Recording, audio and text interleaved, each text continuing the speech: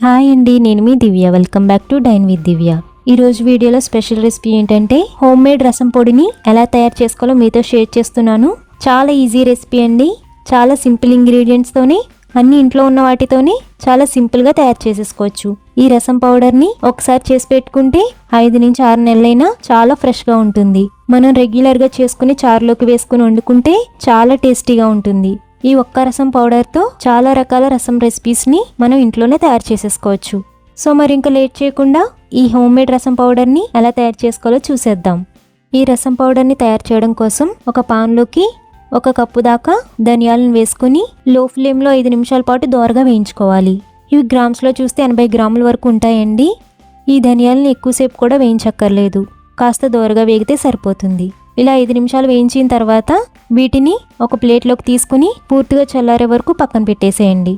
Next అదే పాన్లోకి 1/2 cup దాకా కందిపప్పును వేసుకోండి. అదేవిధంగా 2 టేబుల్ స్పూన్ వరకు పచ్చిశనగపప్పును కూడా వేసుకోండి. నెక్స్ట్ 1 టేబుల్ స్పూన్ వరకు మిరియాలను వేసుకోండి. దీంతో పాటు 1 టేబుల్ స్పూన్ వరకు జీలకర్రను కూడా వేసుకోండి. నెక్స్ట్ 1/2 టీ స్పూన్ వరకు మెంతులను కూడా వేసుకుని ఒక 2 నిమిషాల పాటు వీటిని కూడా దోరగా వేయించి తీసుకోవాలి. ఇన్ కేస్ మీకు అన్నీ ఒకేసారి వేయించినప్పుడు మాడిపోతాయి అనిపిస్తే ఒక్కొక్కటి విడివిడిగా అయినా వేయించి తీసుకోవచ్చు. ఇలా 2 నిమిషాలు దోరగా వేయించిన తర్వాత వీటిని కూడా ధనియాలు తీసుకున్న ప్లేట్లోకి తీసుకుని పూర్తిగా చల్లారే వరకు పక్కన పెట్టేసేయండి. నెక్స్ట్ అదే ప్యాన్లోకి 8 నుంచి 10 వరకు ఎండుమిర్చిని వేసుకోండి. దీంతో పాటు కొద్దిగా కరివేపాకును కూడా వేసుకుని ఎండుమిర్చి కాస్త రంగు మారే వరకు లో ఫ్లేమ్లోనే 1 నిమిషం పాటు వేయించుకోవాలి. ఇలా 1 నిమిషం పాటు వేయించిన తర్వాత ఫ్లేమ్ ఆఫ్ చేసేసి వీటిని కూడా అదే ప్లేట్లోకి తీసేసుకొని పూర్తిగా చల్లారే వరకు పక్కన పెట్టేసేయండి. 10 నిమిషాల తర్వాత వేయించుకున్న మసాలా దినుసుల్ని ఒక మిక్సీ జార్లోకి వేసుకోండి. నెక్స్ట్ ఇందులోకి 1/2 టీ స్పూన్ వరకు ఇంగువను వేసుకోండి.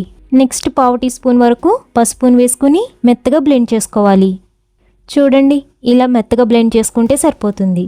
ఇప్పుడు ఇలా బ్లెండ్ చేసుకున్న ఈ రసం పౌడర్ని కాస్త వేడి చల్లారిన తర్వాత ఒక 8 కంటైనర్లోకి వేసుకుని స్టోర్ చేసుకుంటే 5-6 నెలల వరకు ఫ్రెష్గా మంచి అరోమాతో పాడవకుండా నిల్వ ఉంటుంది.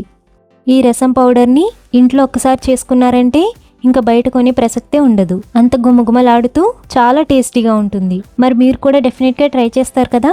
ట్రై చేశాక మీకు ఎలా టేస్ట్ కుదిరింది అనేది మన ఛానల్ కామెంట్ సెక్షన్లో నాతో షేర్ చేసుకోండి. రెసిపీ నచ్చితే ఒక లైక్ చేసి మీ ఫ్రెండ్స్ అండ్ రిలేటివ్స్కి షేర్ చేయండి. మన ఛానల్ కొత్తగా చూస్తున్నట్టయితే సబ్స్క్రైబ్ చేసుకుని పక్కనే ఉన్న బెల్ ఐకాన్ని యాక్టివేట్ చేసుకోండి. Thank you for watching.